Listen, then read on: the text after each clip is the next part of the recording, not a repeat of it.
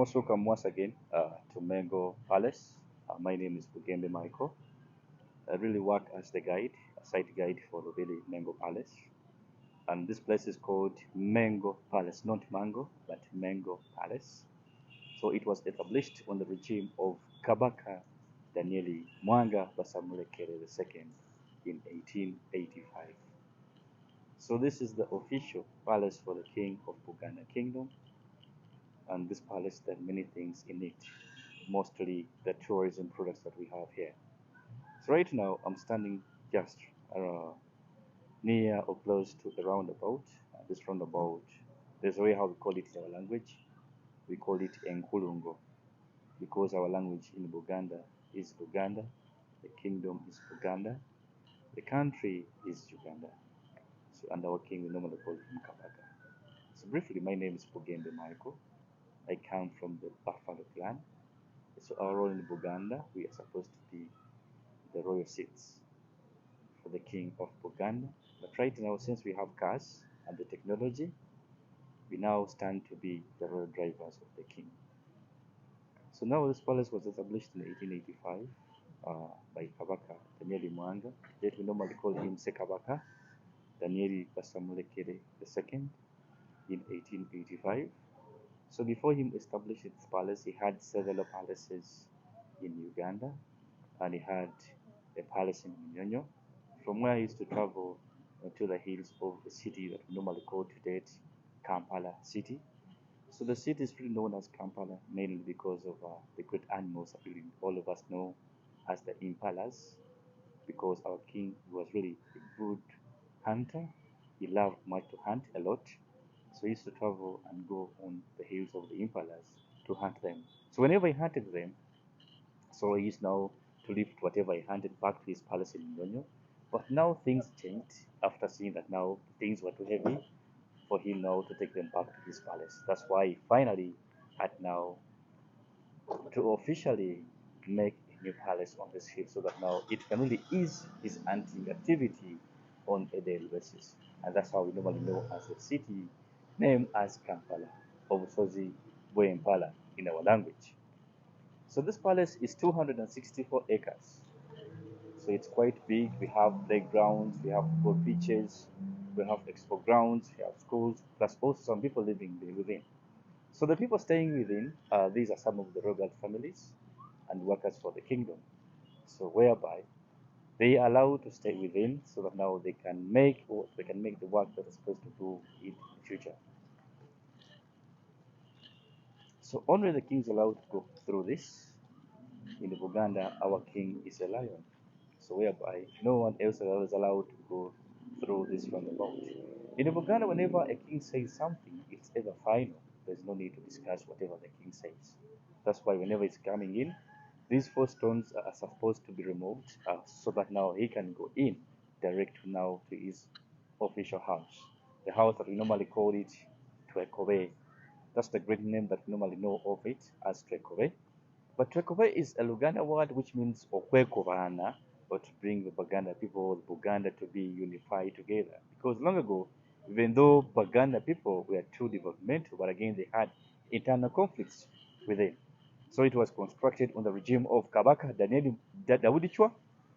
So in English we normally we know him as David, but for us we call him Daudichwa the second.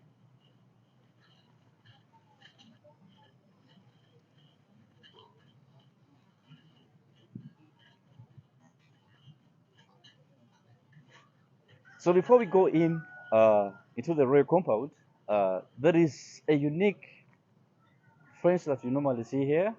This fence we normally make it through our traditional building materials. So when you look at them, you may think maybe it was really constructed by using the bamboo, but they were not bamboo. Those are reeds. So we normally get the reeds from the elephant grass. For us in our language, we call it ebisagazi. That's how we call it ebisagazi in our language. Mainly, people know it as feeds for cattle, but then we normally dry it out. Then finally, whenever it dries up, there's a way how we peel off the skin of it, and finally, we wash them until now we get to this final color or final stage.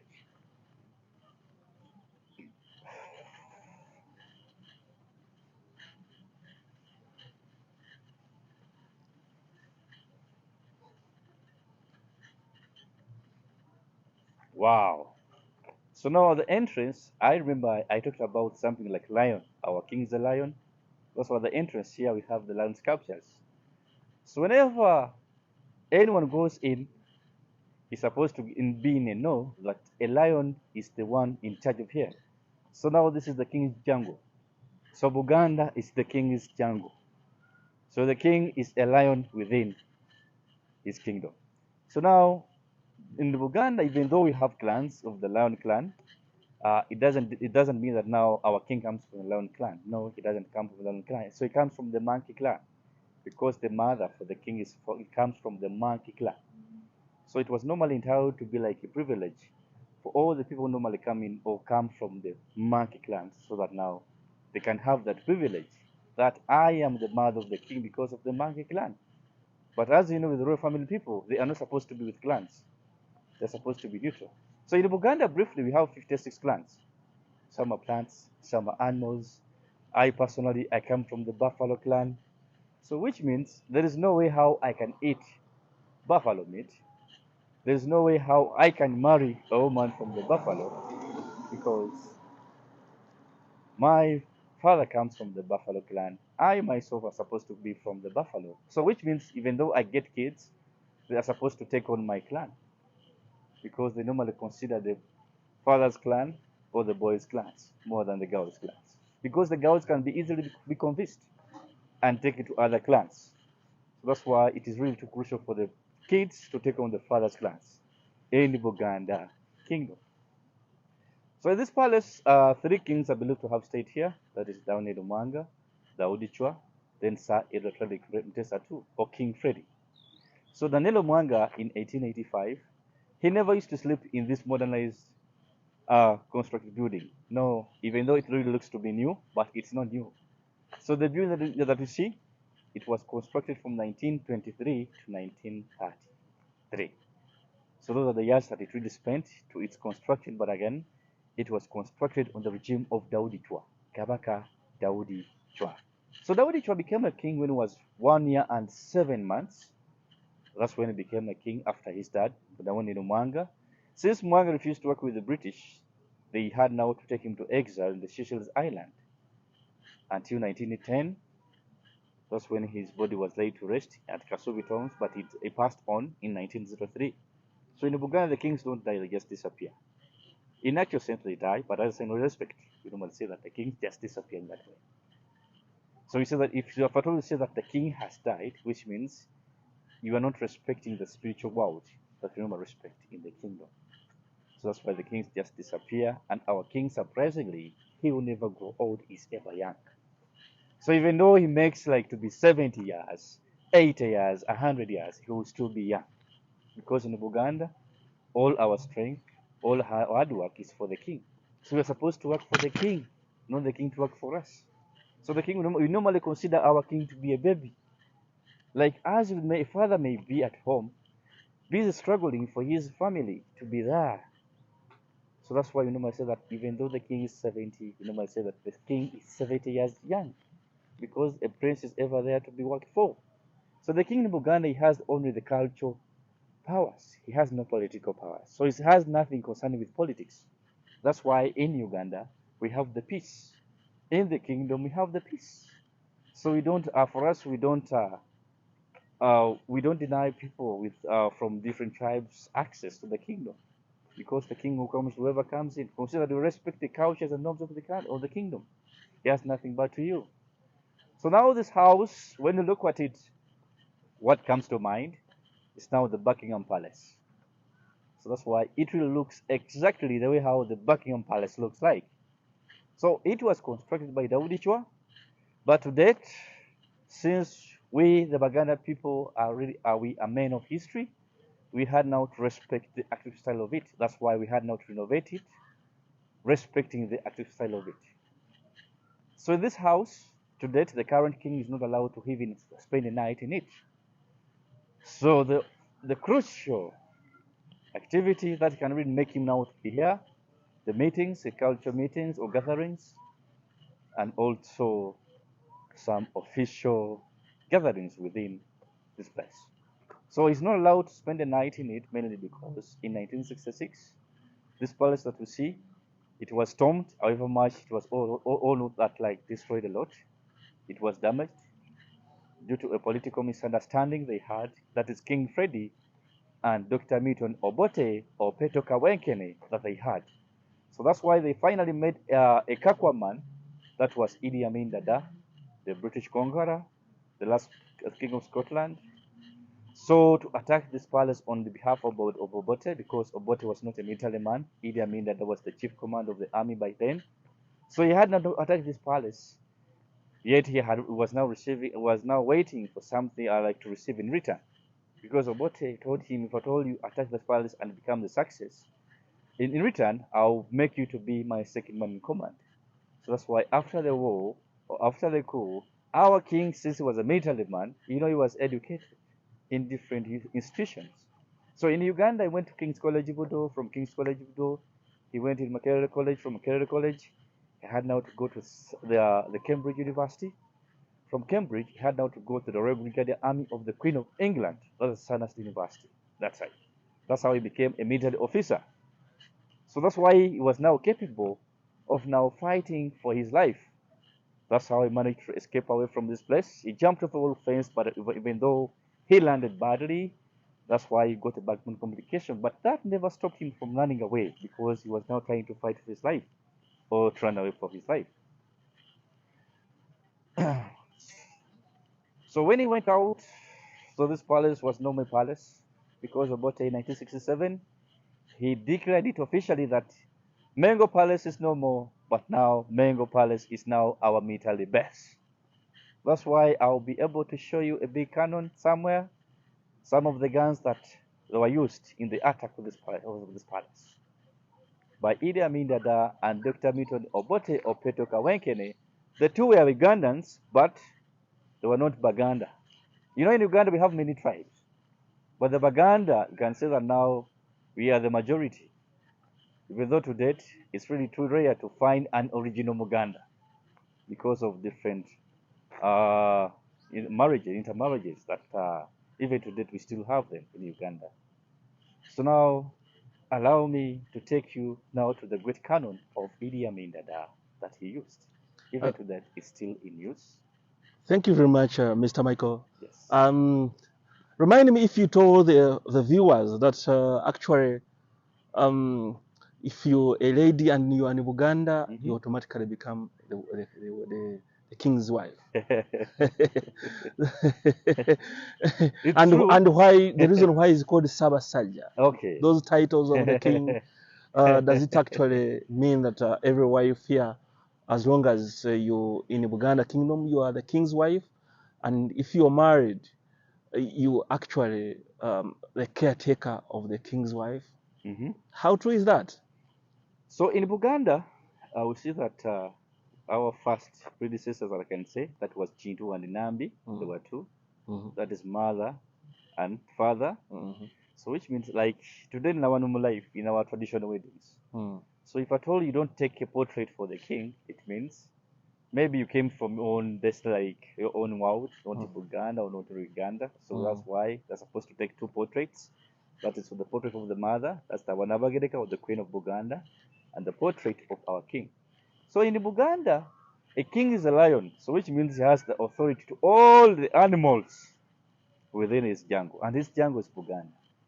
So which means whatever he has in his jungle, it is his. That's why we are men and he's a man.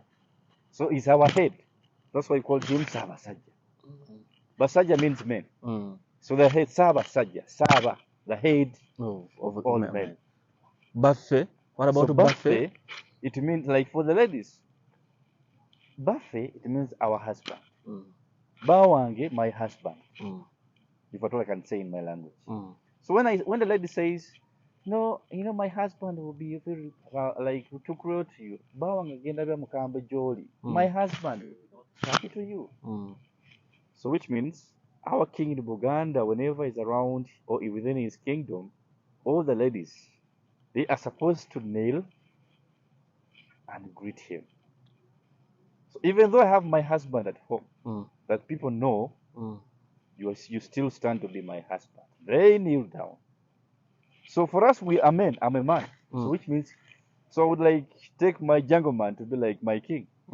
Jungle man right now is my king now. Yes, yes. So what I would do, So right now, what Michael is going to do is to demonstrate how men in Uganda greet their king. yes, I'm now a man. Yeah. I'm happy to see you, my man, or my king, my lion. So I would do like this.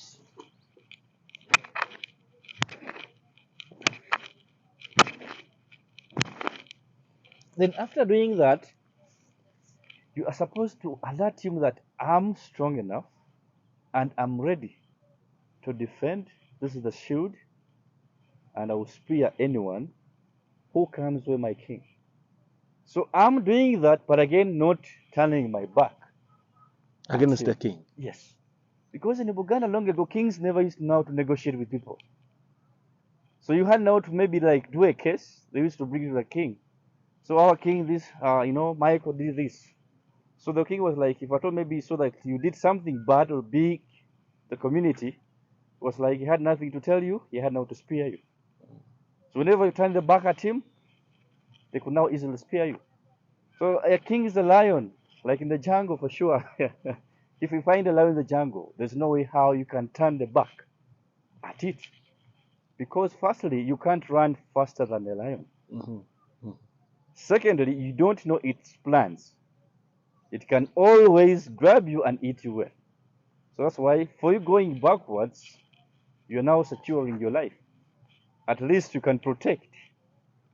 Even though it is too strong, but again, at least you can fight against it.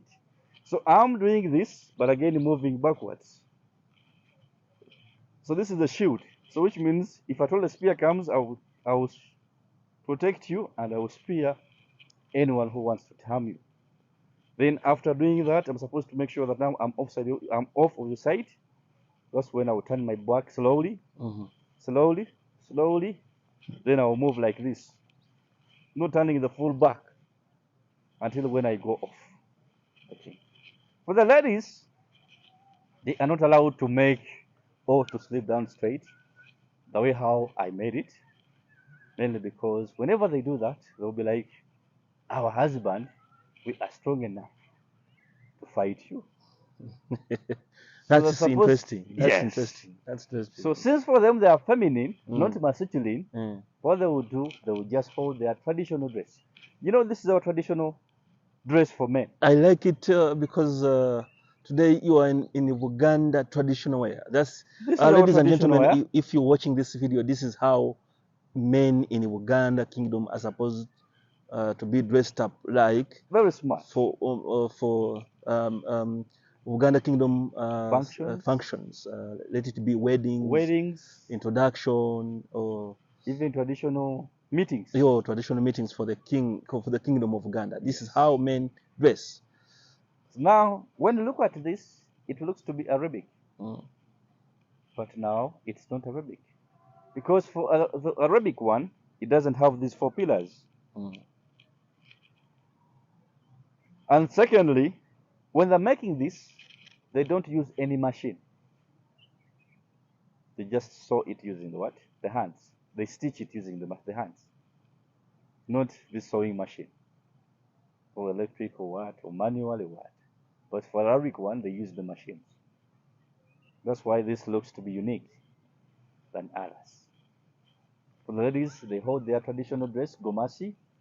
They go down like this. They do like this.